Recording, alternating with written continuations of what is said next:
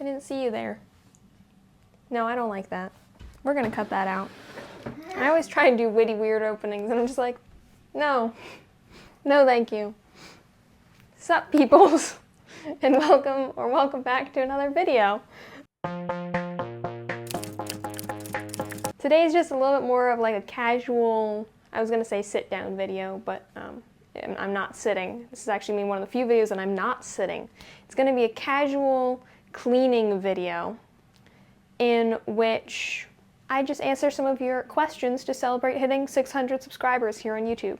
Thank you so much. I'm over the moon. But I just thought, yeah, we could just chat and I could clean my room because I'm about to film some more YouTube videos. And I can't do it with, I mean, it looks fine right now, but if you look around my feet, you can tell why I cannot film at the moment. But anyway, just a little casual, you and me hanging out. So our first question is, you have to organize a little party. What would be the location and who would you invite? Let's say 5 people. Location, a cool restaurant. I don't know which one because I don't eat out ever, but I want to change that because I love food and I would love to eat out more. So a cool little restaurant, 5 people. My social circle isn't very large. I don't think I could fit 5, I don't think like I could summon 5 people. So we're just gonna pretend that I can invite anyone I want. Brian K. Vaughan, the creator of Saga, my favorite comic book because I want to pick his brain about everything comic books. I'm just gonna start listing the creators of mediums and stories I liked. Dave Filoni. And if you know who that is, then let me know in the comments your thoughts on Bad Batch Season 3 so far. Dana Terrace, the creator of The Owl House. She just seems cool, and also Owl House is amazing. And I would love to hear a bit about like what they had planned that maybe they didn't get to execute because the show got cut short. I'd have to invite my sister because she's behind the camera right now. I can't not invite her, it would be rude. She knows that I'm organizing this party already. Who else? One more person. I need to expand my horizons a little bit. I'm literally just thinking about Star Wars shows. How about Tony Gilroy? Because I would love to know about the making of Andor and Rogue One, because like I love that movie and that show, and I do not feel at all like it is something that I even remotely know how to go about creating. So I would love to hear a little bit about his process beyond interviews that I've already listened to. So yeah, I'd basically just trap some creative people in a room and then question them about their, it would only be a fun party for me. Everyone else would want to leave as soon as possible because I'm basically just like, I will buy you dinner if you divulge your creative secrets to me. I mean, maybe that sounds like a good trade to them.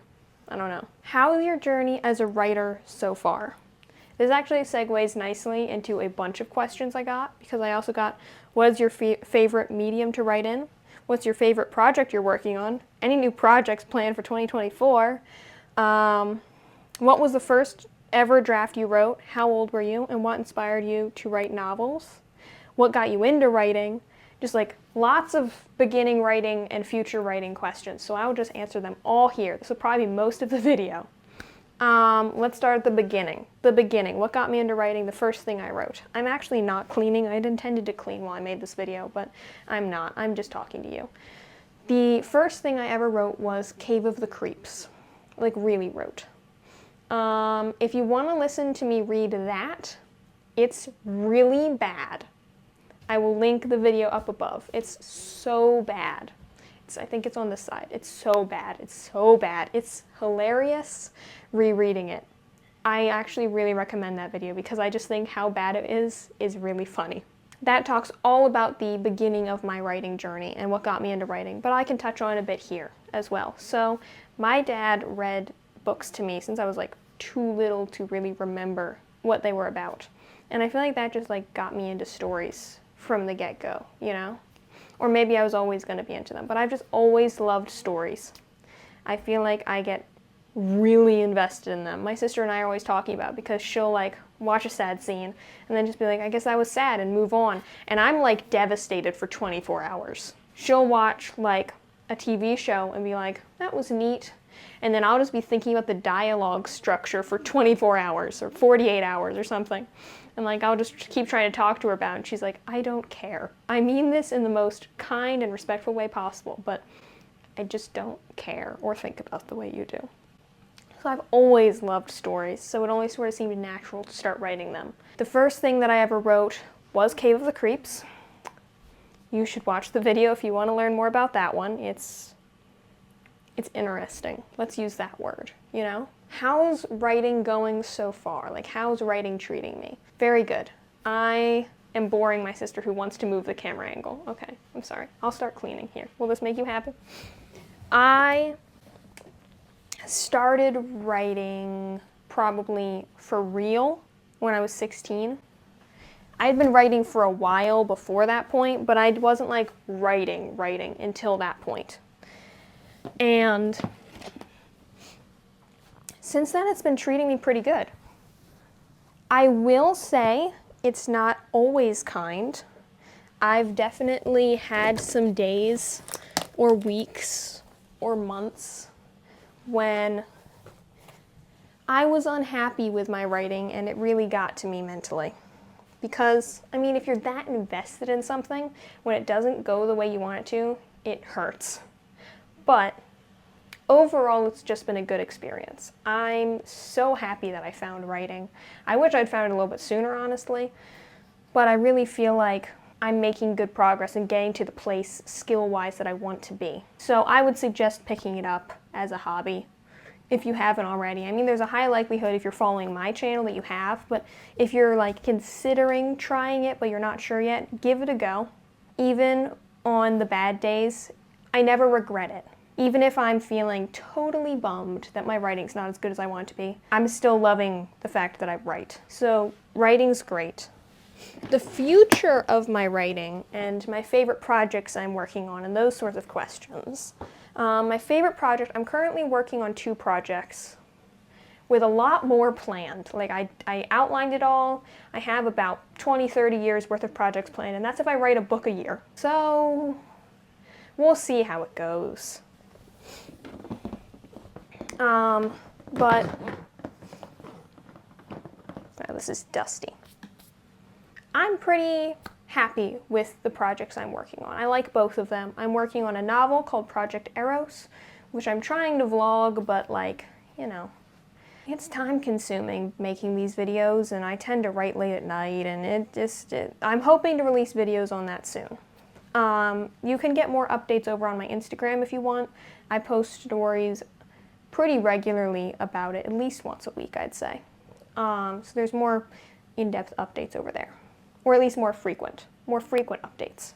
But my favorite project is probably Project Punk, and I will link the playlist up above where I vlog that. I actually have a good amount of videos in that series.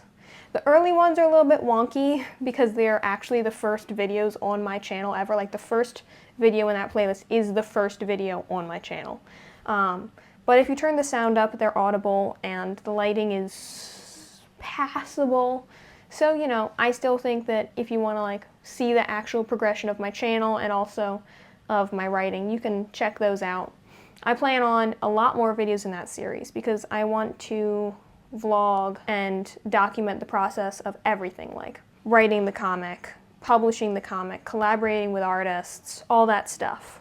I'm actually currently talking to an artist, and I had an accent there, talking to an artist about illustrating Project Punk.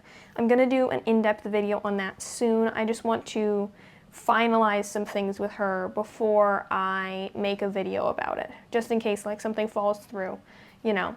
But fingers crossed it all works out. I'm very excited that someone actually got back to me, and we've been messaging back and forth for about a month or 2 now, so it seems promising.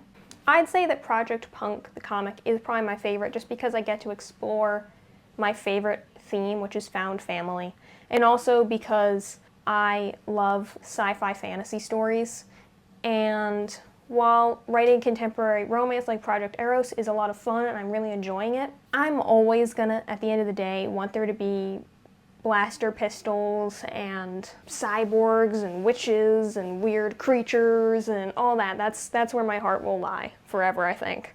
So that one's probably got to be my favorite. Plans for this year's writing. I planned it all out, month by month and chapter by chapter. So I plan to finish Project Eros' draft 2 and hopefully do draft 3, which is like fine-tuning edits. Draft 2 is actually finishing writing it because boring stuff I won't get into. But draft 3 is going to just be some fine-tuning edits, so hopefully that won't take me too long. I plan to write another 6 issues of my comic Project Punk, which I'm going to do once I finish Project Eros' draft 2, and I'm starting a new project with my sister, which I am going to be trying to vlog the process of, but those videos might not come out for a while because I'm like not really sure how long it'll take for actually things to happen, because that one's really on the back burner while I'm working on my novel and my comic, because I also want to start another novel this year for NaNoWriMo, which is going to be the sequel to Project Eros, or like indirect sequel. They're in the same world, but they're about different characters. But that's my plans for 2024. I'm gonna keep adding one project every year, basically, is my plan for it. So every year at NaNoWriMo, I want to start a new novel draft. And then hopefully I can be fine-tuning the old drafts while I do that, because hopefully I'll get faster at that. Common writing advice that doesn't work for you and what works instead. Writing every day. I know that a ton of people are gonna tell you to write every day. And maybe that will work for you, and great if it does, but it just doesn't work for me. It never has. I find that if I write these are the outfits for the next 2 YouTube videos. So if you see these, anyway, writing every day just doesn't work for me because I get burnt out. I want to be one of those people that can write every day, but I've just accepted that my creative process isn't like that. And that if I do try and write every day, I'm just gonna like stress myself out that I'm not like making good enough progress, and I'll get creatively burnt out, and you know, it's just not worth it for me. So what I do instead is I will write every weekday and then take weekends off. So I write 5 days a week. Once in a while, I'll take a weekday off if I'm like really busy, and then I'll move it to the weekend. But I usually try and write about 5 days a week, because that way I'm making progress, but it's not constant everyday progress that burns me out. I've tried a bunch of different things. I tried only writing on weekends and not writing during the week. I've tried writing every day. I've tried, like I said, now writing during the week and not on weekends.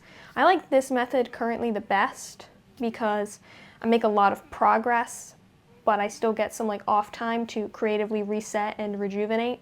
That sounds so cheesy, but it's sort of true. I need to recharge my creative batteries. I do write every day once a year though. So last year I did NaNoWriMo and I did write every day, and it was okay because I did just like a big sprint of it, and then I sort of took December off. So I'm planning to do that again this year and every year because I really enjoyed NaNoWriMo. But I do like to then have some time off to like reset because I get sort of creatively like burnt out, like I said. My advice to you would be to try writing every day, and if it doesn't work for you, don't feel bad about it. Just figure out what does work for you. It's not about writing every day, it's just about writing. You know, what works for you, not what works for other people. I did get the question, what's your writing routine, which I just did tell you. I'm gonna go into more detail in that, I think in like next week's video, maybe the week after that. I don't know where it is on the calendar, but I did film an in-depth video about how to create your own writing routine. I use my writing routine as an example. It may be an outdated writing routine though, because that video is sort of old. It keeps getting pushed back, but we'll see. If you want to learn how to make your own writing routine, I would suggest that video, which is a good reason to subscribe if you haven't already, you know, because there's more content with a lot more tips and a lot better editing if you watch my normal videos. This one's a little bit funny, but you know, I do have these regularly too if you like these, so either way you should subscribe. What's my favorite medium to write in was another one. I'm tied, honestly. I would have said comic books before, but now comics and novels are sort of tied. I think I'm more confident in my comic book writing because I've practiced it more, whereas my novel writing, I still know I have a lot to learn, but I really enjoy both of them. I want to learn how to write a screenplay, but I haven't yet. When I do, I'm going to do a series on that to teach you, but I have to figure that out for myself first. So hopefully that one will be cool too. I think that I just love writing in general. Now the final question before we wrap up is favorite book. I have to go once again to Saga by Brian K. Vaughan. It's an amazing book, so good, probably one of the main reasons that I even decided to start writing. It is like 18 plus, so you should probably look into the trigger warnings and such before reading it. There's quite a lot of stuff in it, but if you look into it, sounds good to you, I really suggest giving it a read. It's super, super great. Current book, just as a fun aside, I'm currently reading the Locked Tomb series. I just finished Harrow the Ninth, which is really good, and I read Gideon the Ninth, which I really loved, and I'm going to buy and read Nona the Ninth soon because I'm getting ready for the final book coming out. I actually have a Gideon the Ninth vlog if you want to check that out. And I also want to start reading some more Alice Oseman stuff. Like I want to read Solitaire because I read the Heartstopper graphic novel and I loved that. And I watched the Heartstopper show and I loved that. So like, why have I not read any of the novels yet?